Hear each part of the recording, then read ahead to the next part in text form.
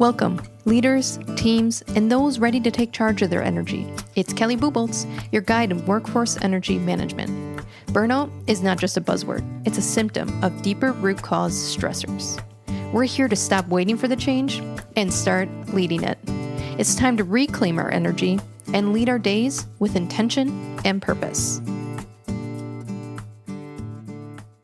When we talk about stress management, the importance of that is releasing those stress cycles. So you have an event in which something is causing stress. That cycle begins and your nervous system will hang on to that until you release it. But we're not very good at stress management. I certainly wasn't either. And that's what led to my burnout is stress cycle after stress cycle of not releasing them.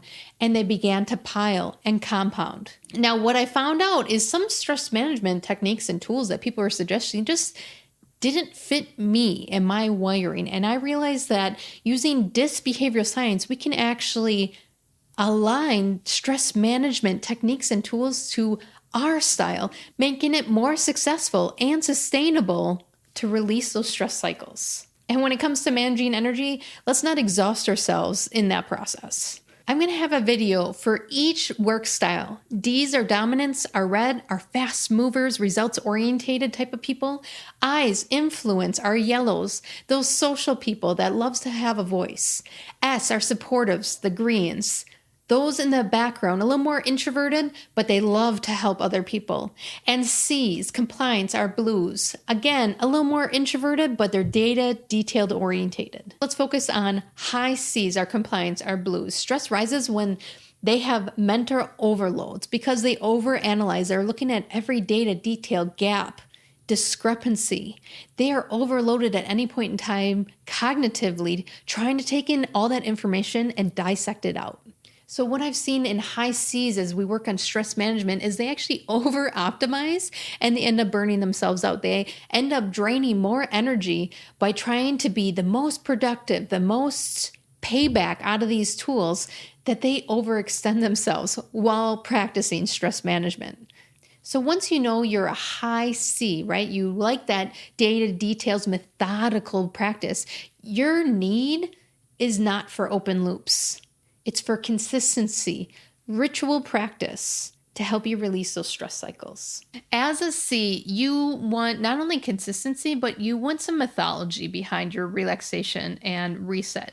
So having structured, calm type of routines, guided type of breath work, or body scans is going to help you reset that nervous system, prove that it's safe, and move out of that survivorship mode, releasing that stress cycle that might be churning. So what you want to do is create some kind of ritual or routine or habit when you're on the couch trying to reset yourself, or chair or floor or wherever you want to go. Now, C compliance, because they're data detailed, they like mythology, the guided breath work type of routines is going to be a nice action that takes them from point A to point B. Doing body scans where they're feeling their toes and their feet, then their calves, then their knees, right? They're checking in with themselves in a very methodical way versus how am I today? Oh, good. They need a little bit more detailed step 1, 2, 3, 4 in order to satisfy their work style. Now, something you're going to want to avoid as you're setting up your reset, your relaxation environment is open-ended. So maybe you just have space that you plop down in. It's going to be highly likely that you grab some kind of stimulation, which is not what your nervous system is really looking for. So open-ended relaxation actually exhausts some of that energy when you're trying to regain it. So you want to go into a structured or methodical type of practice or ritual such as breath work or body scans, or this is the place I go to reset for 5 minutes with no stimulation. And that's going to be a very predictable and repeatable type of environment to relax and reset. Now, as a high C, compliance, our blues, a common habit that's happening in the kitchen is forgetting meals or eating whatever's fastest, grabbing a quick coffee, and that should be quick to go. But when you're stressed and you're trying to manage your energy, this is not a good solution. So what you actually want to focus on, because you like a methodical, repeatable process, is meal prep. You're okay with eating the same meal a couple days in a row. You're okay with repeatable type of tastes throughout your days.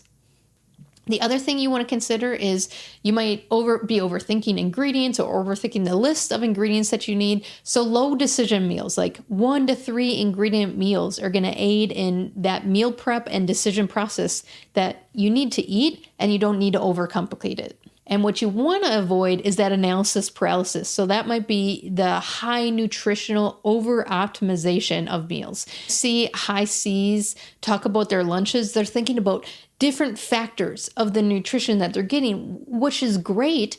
But if you don't put some parameters like, I only have a half hour to make this, or I only have a half hour to make this and eat it, you're overdoing the whole situation. What does your body need right now for nutrition?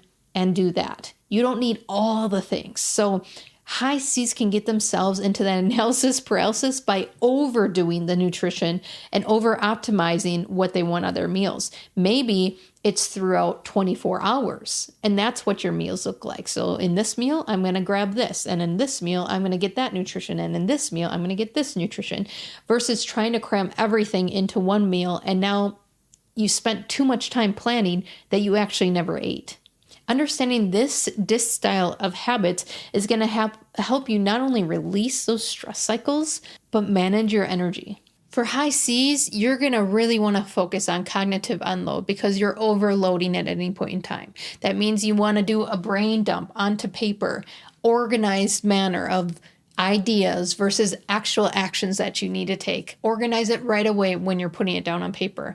You might want to close open loops, things that you need to do today, things that can wait, people you need to get back to. Close some of those open loops because they're still running in your mind. And then just take 5 minutes in the morning or at lunch to reorganize your area, because visually what you're seeing is also overloading your brain.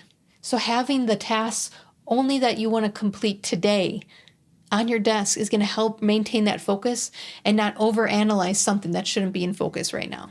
Stress doesn't disappear when you ignore it. It releases those stress cycles when you find the right exit for it. Energy management isn't about doing more. It's about aligning where that natural release can happen. Today's step matters. It's in the micro moments that real change begins. Managing your energy isn't about shame, blame, or disrupting your lifestyle. It's about the small, intentional choices to reclaim that natural energy. If this episode hit the mark for you, share with others. This journey doesn't have to be lost and lonely, but exciting and full of new paths. See you back here to continue the adventure.